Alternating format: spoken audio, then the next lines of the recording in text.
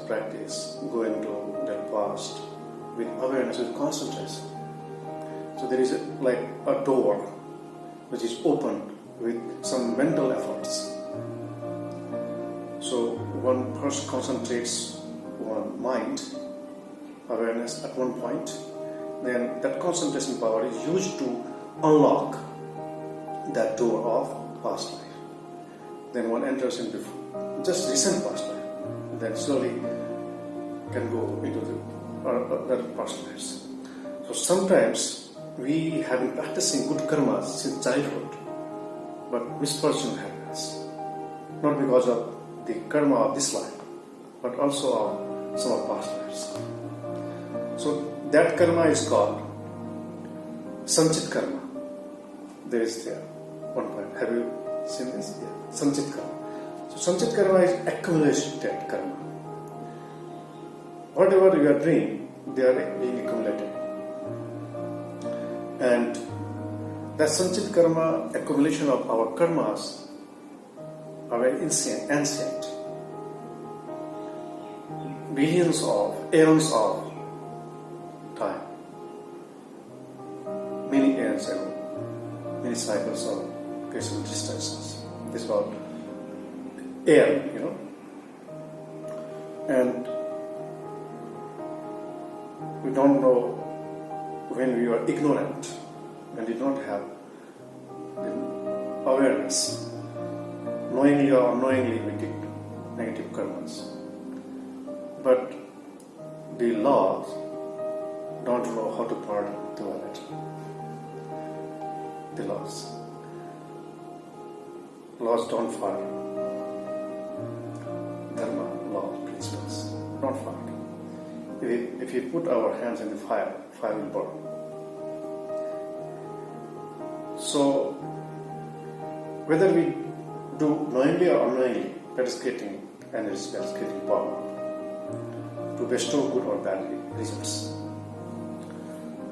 That is called sanchit karma. We did in our past life, that is collected, that is accumulated. Then second is prarabdha karma. Prarabdha is which are now fructifying. Good or bad karma is fructifying. Overriding our present karma. That is overriding. Yeah. That is called prarabdha karma. Means that is in force. Yes. One is a store, second is in force. And third is whatever we are doing. It's called kriyaman. Kriyaman means what we are doing now. So one is we are doing, and other is that is overriding, or that is intervening, interventions of our that karma, which is happening, interventions. That is our prarabdha. So there are three kinds of karmas, basically: the accumulated, and fructifying, and current karma. And when we know the nature of karma, then we can easily manipulate. Then we can easily fine-tune ourselves. We can program ourselves to behave in that way. So that whatever we have done, that's not in our hands to improve, correct. But we can correct our present. And present shapes the future on individual level or on global level, universal level, whatever. That is in our hand. That is why an awakened one, or the group of awakened people, creates awareness in the people that practice these laws, work in conformity with the laws. Be that national law of country, is also part of that law, not killing, not stealing, not harming. So the country law also focus on these things for harmony, social happiness. And these laws are also taken from the universal laws, or the natural laws. So those were very wise who wrote the laws. They meditated, they contemplated, and took those laws from them. So, three karmas we understand, and now we can incorporate these things in our actions. Right? So, first of all, what is karma? You knew. Then there was how karma is fashioned. Karma is fashioned on different planes. This is very important to know. Karma is not done with the hands or the body only. If you kill someone, there is physical karma. That is obviously very powerful on physical plane. If you harm anything, we damage anything, physically, that is physical plane of karma. Second is mental plane, where we think negative thinkings, negative thoughts. If I can think bad about you, that is also bad karma, negative karma. I am throwing the negative emotions in the universe, negative thoughts, and all the thoughts collide in the universe.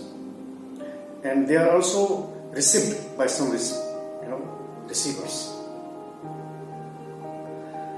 So the thoughts are also absorbed, thoughts are also attracted.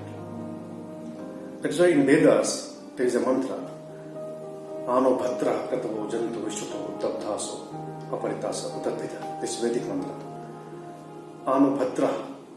Bhadra means gentle or auspicious. Kratavo. Krat means thoughts. So this is one mantra practitioners chant this mantra. Yogis.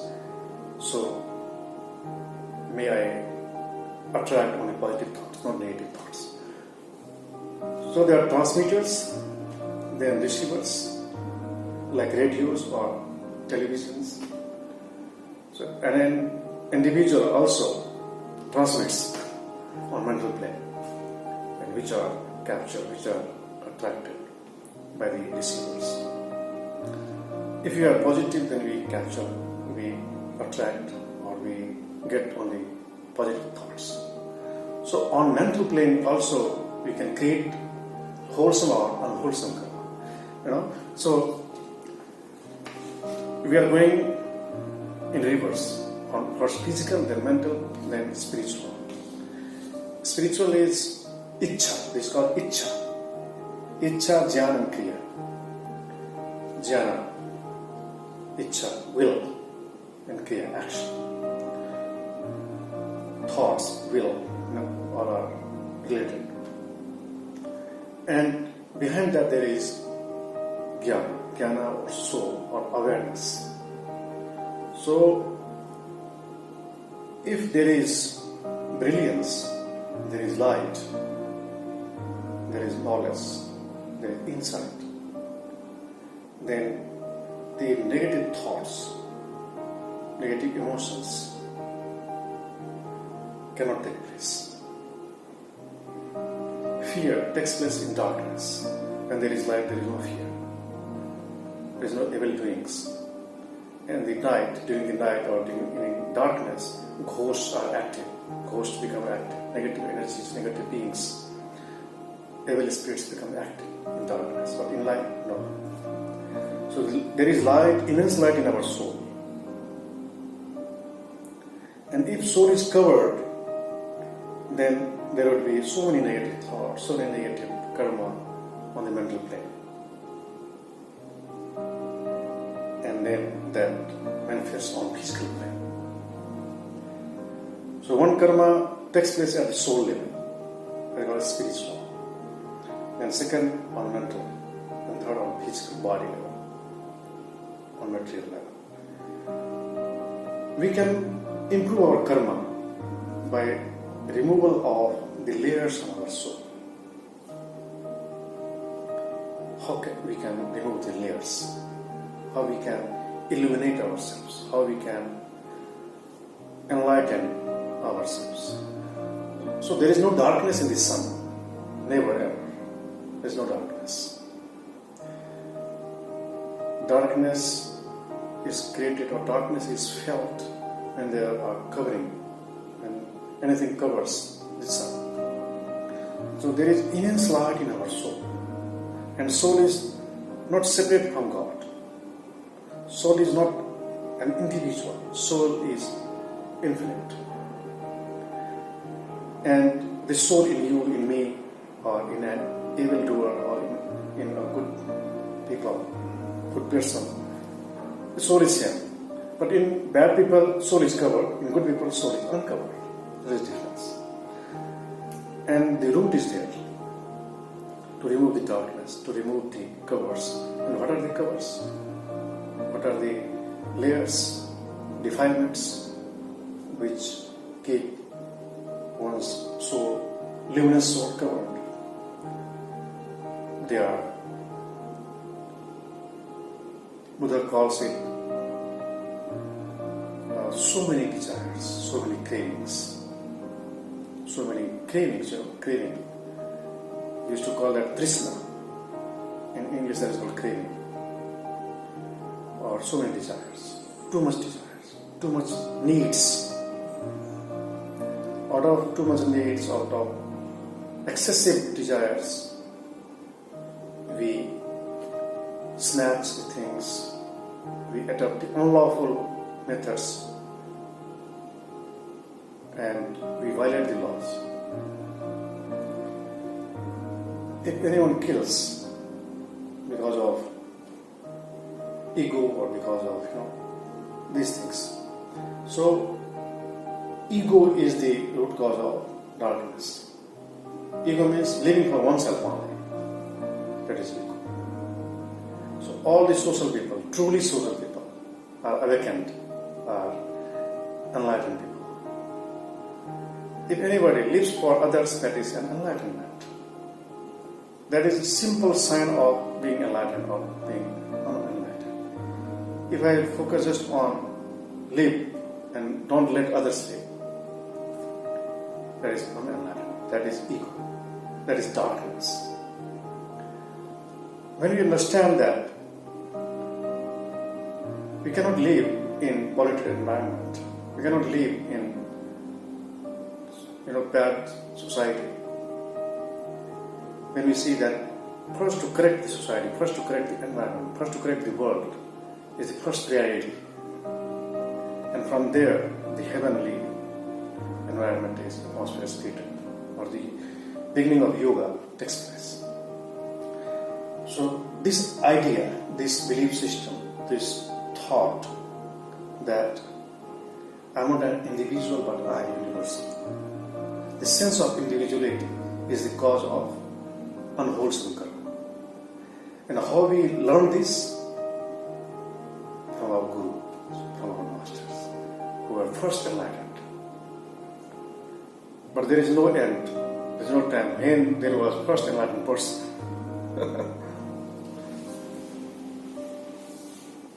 This is the chain, what we call guru, parampara, traditional gurus. That is why in the beginning we saluted all the gurus. At the end also. So our guru gives this initiation that now through this initiation you have to understand the goodness of universal life and badness of individual life. And slowly practice universality. Slowly transcend individuality. The more we transcend individuality, the more we become enlightened. And when we become like Jesus, like Buddha, that life was completely dedicated for the mass. And that is complete enlightenment life. Whether you live in the house, that doesn't matter. You can live in the house. Obviously, every person lives in the house to protect from the heat, to protect from the cold or the rain. That doesn't mean that you're not monk. So monk can be, a yogi can be in the house also. And a monk also can get married. But his or her awareness or consciousness is very expanded. That person does not believe a country as a family, but the whole globe as a family. That person is real global personality. Then more than that person is expanded, universal. and invisible celestial beings, angels, salute them. And there is invisible world, which cannot be seen with these eyes, but can be felt in dream, during the dream. When we become pure, then during the dream you can meet angels, you can meet the Buddhas, you can meet the deities. There is a different astrological plane.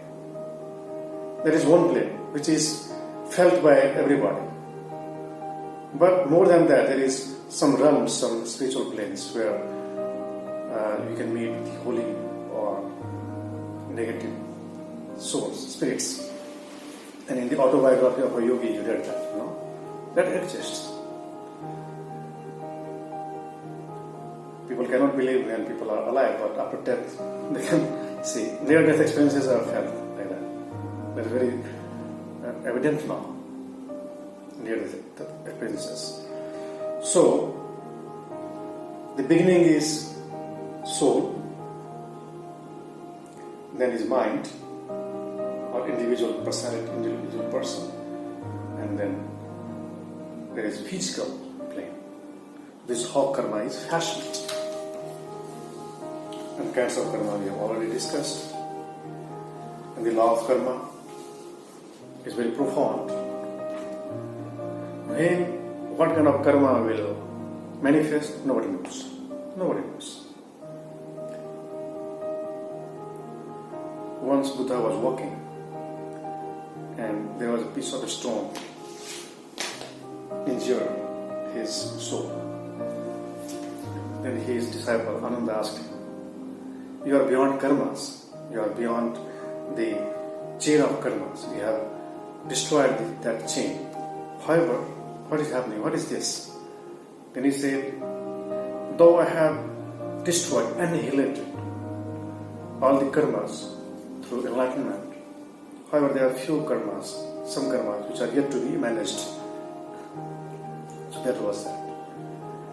So through meditation or through enlightening ourselves, through removal of the defilements of our soul, in other words, by becoming universal, we can annihilate the chain of karma. This is how to get rid of the effect of law of karma. If the chain of karma is permanent or infinite, then nobody will get rid of that. Nobody will get freedom or liberation, emancipation of that. But there is escape from that. One can escape from that chain. And that is complete enlightenment, supreme enlightenment. Or it's called non-comparable enlightenment. Buddha got that. Not only Buddha, but many people who become Buddha. Buddha means to become fully enlightened. That is called Buddha. Buddha was not his name, that was his state. So you can also be a Buddha. I can also be a Buddha. By becoming completely unaffected with the laws of karma. By transcending all this individuality. So, that is law of karma, which is very ancient and unfathomable, inscrutable. But that can be transcended, it can be burnt out through complete enlightenment. In Karma Yoga, I have already spoken about. Karma Yoga is by practicing this selfless karma. Selfless or individualless karma. In one line, what is Karma Yoga is selfless karma is Karma Yoga. Selfless action is Karma Yoga. That takes one to the complete union with the happiness, with the goodness, with that law itself, with that forever abiding thing, eternal abiding, eternal existence. Our body is not eternal. Our individuality is not eternal. But there is something which is called soul, which is eternal. And that soul is not many, that is one. Like many rivers merge into the ocean when there is no identity of a river.